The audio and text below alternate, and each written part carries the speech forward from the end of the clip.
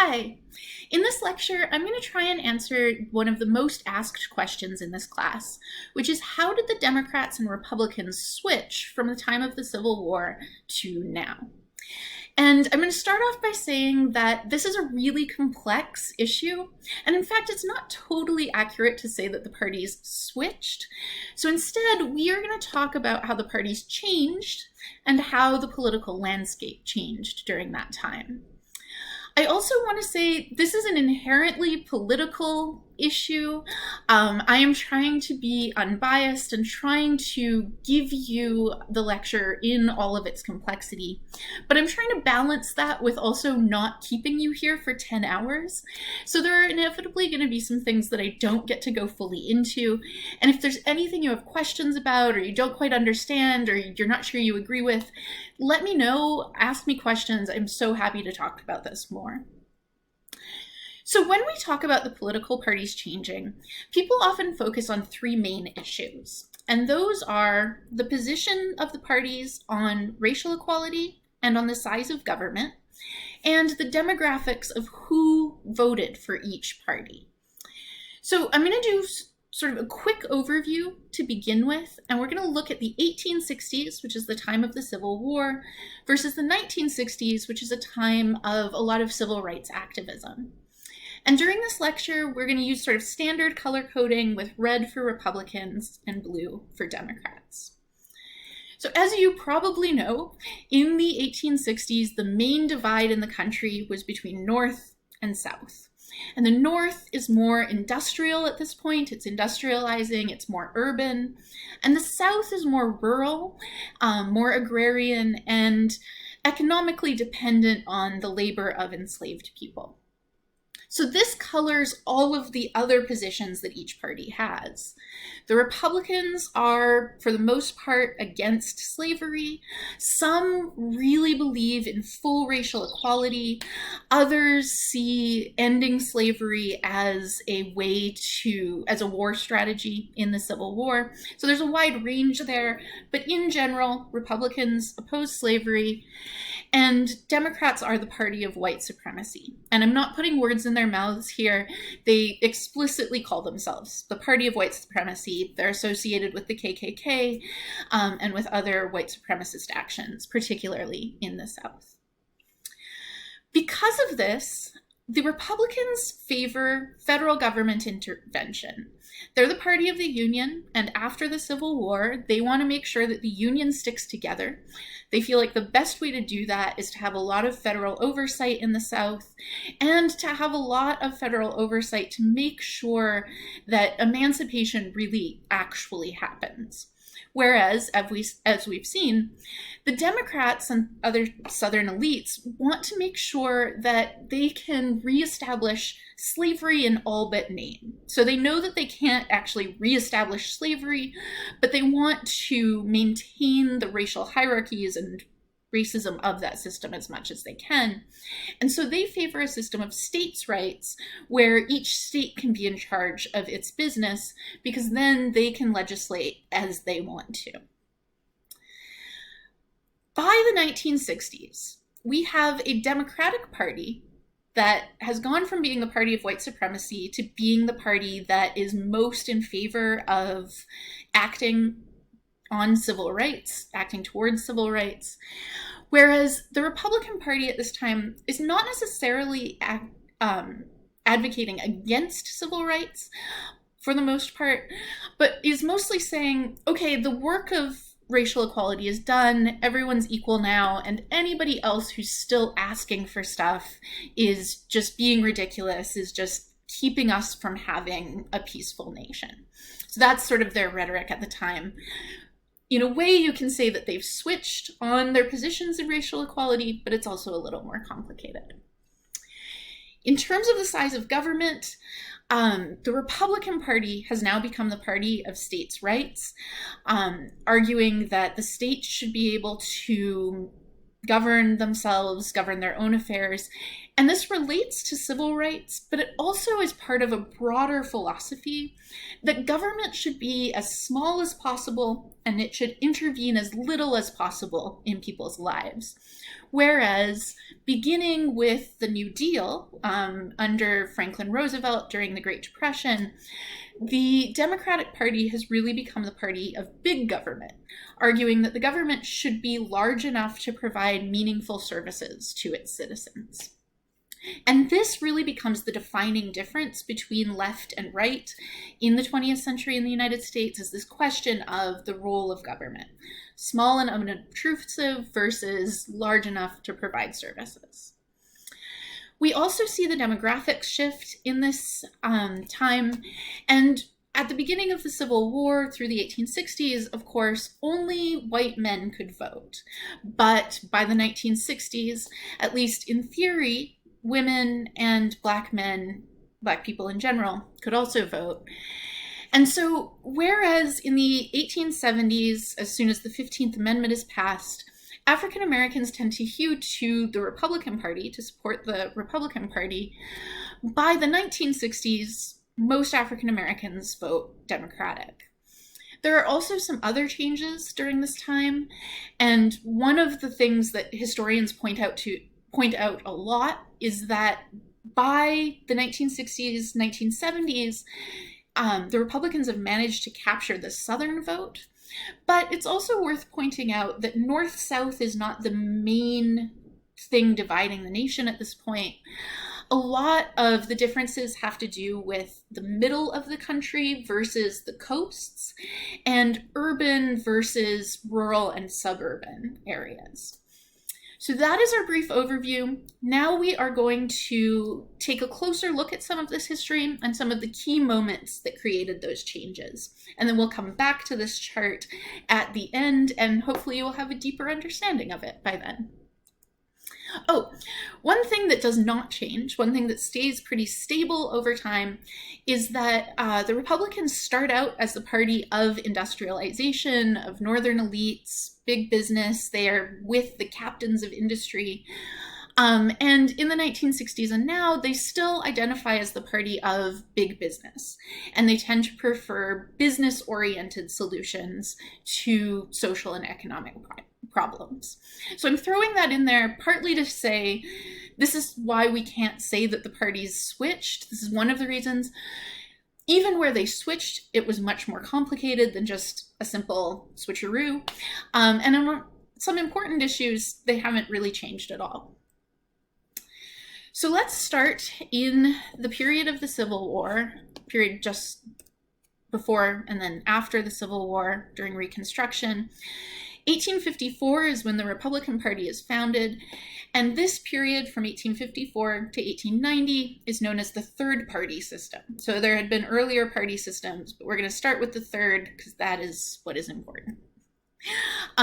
We have our Republicans and our Democrats, and like I said, the Republicans are the party of the northern elites. The Democrats are the party of the southern elites. Neither party really cares about the working class or common person's vote at this time, because it's still a relatively new thing that common men can vote. For the first few decades of the Republic, it was really only men with a certain amount of property and wealth who were white, who were able to vote. So both parties are really representing the interests of elites, just in different areas. The Republicans are the party of industrialization. They are very pro-industrial capitalism. The Democrats are more agrarian. The Republicans, therefore, are anti-slavery. The Democrats support slavery. And as we saw, the Republicans, therefore, support a strong federal government, and the Democrats are more in favor of a states' rights approach. So this is repeating what we said above, but I want to emphasize that this is the point that we are starting from.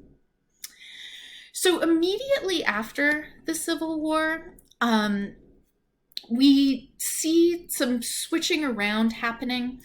What you will hear in a more simple narrative is that after the Civil War, all of the southern states voted blue, voted Democrat, up until the 1960s. And that's mostly true. That's something we refer to as the Solid South.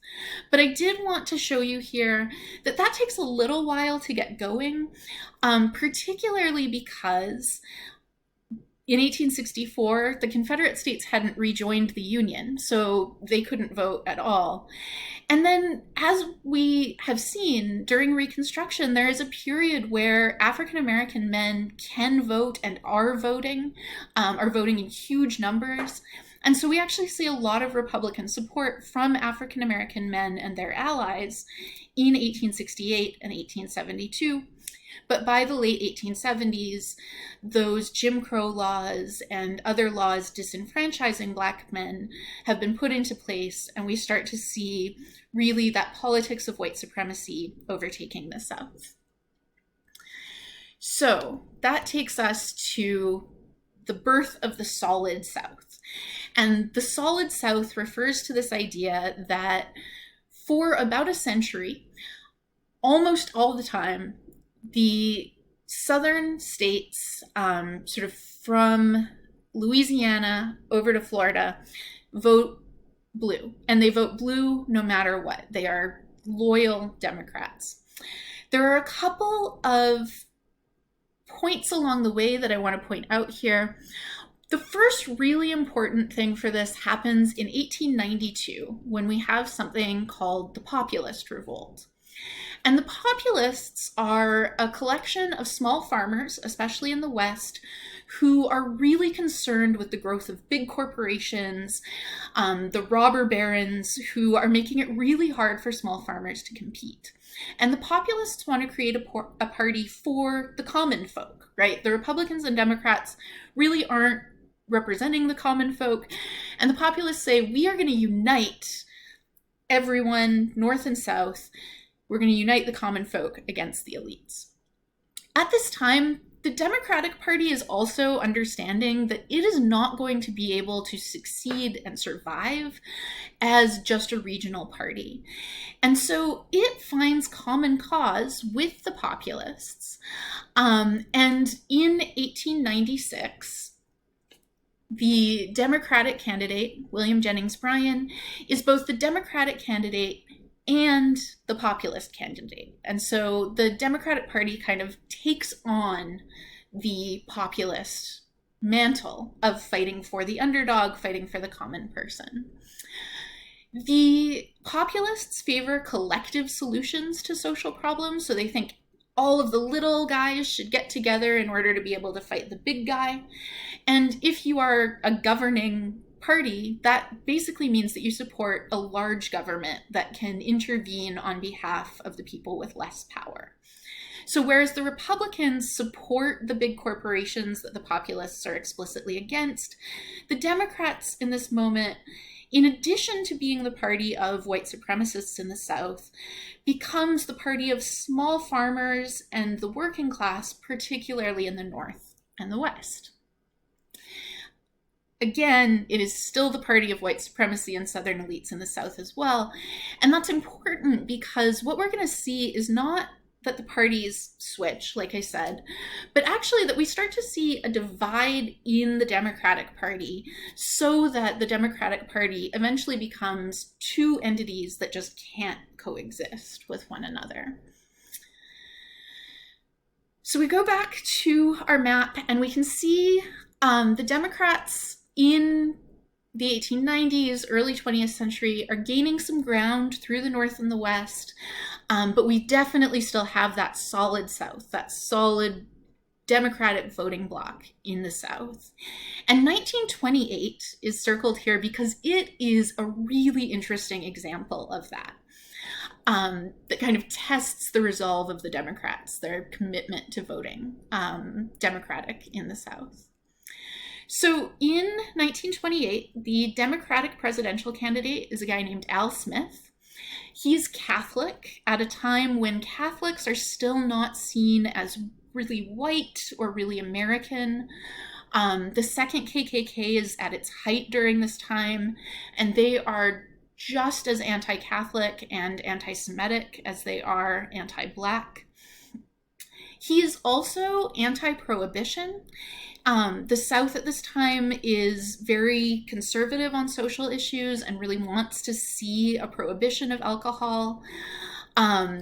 This is a real campaign button from Al Smith. So the pro-prohibition people who wanted no alcohol, were called the Dries, which means that the people who were against prohibition were called the Wets.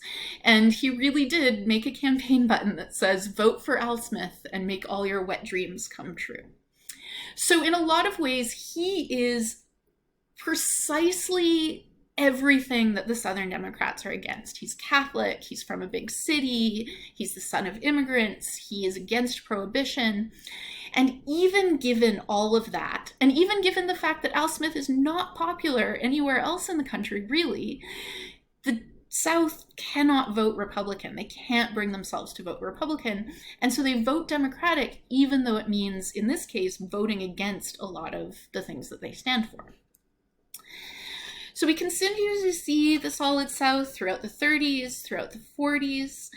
And the next major development, not in terms of changing the way the parties are, but in terms of solidifying the Democrats' identity, comes in 1932 with FDR. So during the Great Depression, Roosevelt puts forward the New Deal, and one of the main legacy of the New Deal is that it expands the federal government's power. It creates a new social safety net in which the government takes care of the poorest people. It takes care of retirement for people. And this really solidifies the Democrats' identity as the party of big government and federal power. But particularly in the second New Deal, during his second term in 36, FDR has to make concessions to the Southern Democrats. And that's why we see the New Deal doing a lot to try and exclude African Americans, particularly from Social Security. FDR is making those concessions because he can't pass anything without the Southern half of his party, even though the Southern Democrats and the Northern Democrats are increasingly divided on issues when it comes to race, when it comes to size of government, and when it comes to social safety net. It's also worth noting that Eleanor Roosevelt at this time was a pretty vocal civil rights activist, which caused a lot of political problems for FDR as he was trying to balance these things. So again, we have from about 1880 to 1944, Solid South. Even when we run a really bad candidate from the perspective of Southern Democrats, the South votes Democrat. The first time that we really see a fissure in this is in 1948. And in 1948, Truman, who's president now, desegregated the military. And so we see not that the South becomes willing to vote Republican. The Republicans are still the party of Lincoln, and they will not vote for them. But they do form a separate party in the South in recognition of the fact that the Southern Democratic Party and the Northern Democratic Party increasingly have very little in common. So they call themselves the Dixiecrats. They run in the South, and Truman does not end up getting the Democratic votes that Democratic presidents have been able to count on from the South. But after that election, we pretty much through the 50s and 60s see the South go back to this pattern of solid Democratic voting until 1964, when the pattern totally reverses. So again, I just want to emphasize what a big deal this is, right? This is 100 years of the South voting Democratic no matter what.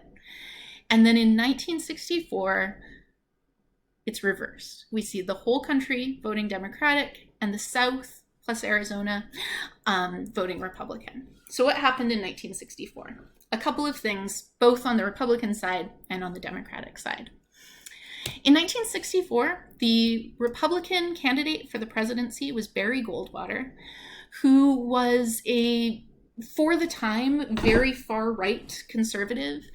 He was famously criticized for being too extreme, and his response was not to say, oh, I'm not extreme at all, but to say, yeah, I'm extreme, and this is the quote, extremism in defense of liberty is no vice. So he was very proud of pushing the Republican Party further right than it had ever been. And he employed something that would later become called the Southern Strategy. So Goldwater himself was not a segregationist. He actually helped to lead desegregation fights in Arizona, where he was from. But he knew that in order to solidify the Republicans' identity as the party of conservatives, that in 1964, that would also mean courting the votes of segregationists who really were on that side and comfortable on that side of civil rights battles. So although he personally opposed segregation, he used coded rhetoric, like rhetoric about states' rights, to indicate that he, as president, would not force Southern states to desegregate. The other thing that happened at this time is that President Johnson, in the White House, the Democrat, passed the 1964 Civil Rights Act, which is the most sweeping civil rights legislation in the nation's history. And he promised that if elected in 1964, he would also pass the Voting Rights Act, which he did, which made it illegal to discriminate in any way at the polls, and which gave it the federal government the power to oversee elections in states that had a history of suppressing minority votes. So the combination of these two things, Barry Goldwater's far-right candidacy and President Johnson's digging into the civil rights as an issue that the Democrats supported, meant that we see this switch in 1964, where the South ends up going Republican, the North and the West end up going Democrat. And one thing that I want to point out here that I think is really interesting is that President Johnson was a virulent racist. He used the N-word all the time. He had some really, really problematic things that he was caught on tape saying. He was racist. There's no way around that. But he passed this sweeping legislation, really the most sweeping civil rights legislation in our country's history. Barry Goldwater, on the other hand, seems not to have been terribly racist personally, but he helped to create a strategy that helped to perpetuate white supremacy in the 20th century. And I think, for me, that's really interesting, that you have this kind of opposite of what you would expect from these individuals, because in some ways, the parties and the politics are bigger even than the charismatic leaders who are at the head of them. So 1964 is the switch. And in 1968, we have President Nixon. He's not the president yet. We have candidate Nixon run trying to use Goldwater's Southern strategy and trying to kind of perfect it. So he talks about the silent majority against leftist activists. This is a time of a lot of political organizing on the left, not just the African American civil rights movement, but also the Chicano movement, the women's movement. We're starting to see a gay rights movement. All of these things, the anti-war movement, and people who are either moderate or on the right feel like their values are not represented in American culture as much anymore. And for some people, they're coming from a place of racism, saying, I support white supremacy and I don't want to see all this civil rights stuff happening. For other people, it's not necessarily based around race predominantly. It's based around just sort of conservative social values.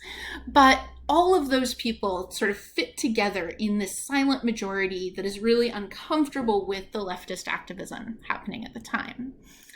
He also continues to use this language of states' rights, which by this time everyone knows is language to talk about segregation and about allowing the South to continue to be segregated. And he also uses rhetoric about law and order. So this is a period where we are seeing uprisings of African Americans in cities, uprising asking for rights, demanding rights. And this is being characterized in the news as riots and as lawlessness. And so Nixon never really comments directly or tries as much as he can to avoid commenting directly on these uprisings, but the use of the language of law and order is a code that everybody kind of understands. And the purpose of the Southern strategy is that the Republicans want to court the explicit white supremacists in the South without alienating people who don't want to think of themselves as racist, but who are nonetheless uncomfortable with the social and cultural changes they see happening, including the civil rights movement. However, as we can see, Nixon did not win the South in 1968. So we have this pivotal moment in 64, and then we have Nixon trying to use the same strategy, even amplifying that strategy in 68. But we have, once again, a situation like 1948, 20 years ago, where the Southern Democrats split off and form the segregationist, white supremacist American Independent Party, led by George Wallace, who is one of the most vocal segregationists at this time. And just to show you that I am not putting words in his mouth, I want to show you just a brief clip of a very famous speech that he gave in 1964.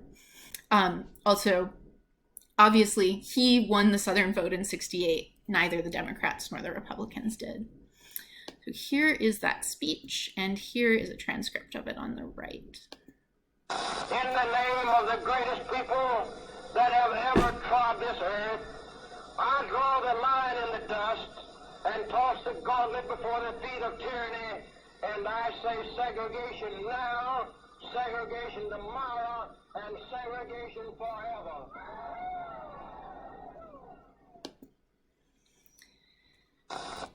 So again, this is something that was very explicit. It wasn't something that people were being subtle about. The difference for Nixon and for this new strategy among Republicans was being subtle in a way that Southern Democrats had not been subtle, in a way that might peel away those Southern Democrats from the Democratic Party, again, without alienating social conservatives who did not want to think of themselves as racist. So they're trying to capture sort of a wide conservative net at this time. And in 1972, Nixon uses the Southern strategy again, and he wins in the biggest landslide in US presidential history. He wins every state except Massachusetts. And this is important not just because it's a change, but because it's a lasting change. So if all that had happened was that Barry Goldwater ran in 1964 and got the Republican vote in the South, and then nothing ever changed after that, we wouldn't be having this conversation. But what happened in 1972 turned out to be the beginning of a pattern. So here is our 1876 to 1960s maps. I'm just going to get rid of 1896 there so that you can still see me. But what you see is what we've been talking about, that across the board from 1876 to 1960, with just with one exception, we have the South voting solidly Democratic no matter what. That one exception in 1948 is when we have the Dixiecrats form their own party in order to vote against Truman, who had just desegregated the military. And then we have Barry Goldwater in 1964 just reversing this pattern.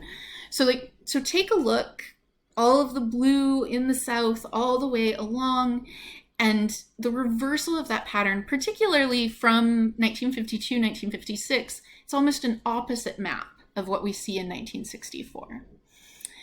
In 1968, as we've seen, we have an independent party again representing the party that the people that would have voted Southern Democrat in previous eras. But after that, after 1972, we have what used to be the solidly Democratic South turn into the solidly Republican South. There are a couple of exceptions here. Immediately after Nixon, we get Jimmy Carter, who is from the South. He was from Georgia. So the Democrats go back to Jimmy Carter, and that's partly because Jimmy Carter is a Southern Baptist Sunday school teacher, and a lot of religious conservatives, Christian conservatives, think that Jimmy Carter will represent their interests. He turns out to be a lot more left-leaning than they are comfortable with. And so although Georgia votes for him again in 1980, nobody else does. And then we have a pretty solidly Republican South again until 1992, when we have another Southerner, Bill Clinton, run. But you can see the change, right? From an almost totally solid Democratic South to a pretty solid Republican South for the next 50 years or so. And we'll see what happens in our futures. So that is the story of how the parties switched. And again, as you've seen, it's more complicated than just saying that they switched. But those main issues, again, are racial equality, size of government, and demographics. And what we see is a Republican Party in the North and a Southern Democratic Party in the South to begin our journey. And we see that the Northerners, the Republicans, are therefore anti-slavery. They support federal government intervention, whereas the Southern Democrats are the party of white supremacy and states' rights. And then we see by the 1960s a shift over to the Democrats supporting civil rights, the Republicans urging an end to new civil rights legislation. The Republicans are now the party of states' rights and small government, whereas the Democrats are the party of a bigger government. And part of this is about federal intervention in racial violence in the South, but a much bigger part of it by the 1960s is about the development of a social safety net and a changing understanding of the role of government. And again, we see those important shifts in the South, that important shift between who African Americans are voting for. But again, we also see a new kind of divide in the country between coasts and middle, and between urban and then suburban and rural. So I hope that this has answered many of your questions. I hope it has been satisfyingly complex without being too complicated, but I'm excited to continue the conversation. So please do ask any questions or pose any challenges that you have. Really excited to talk more about it. See you soon.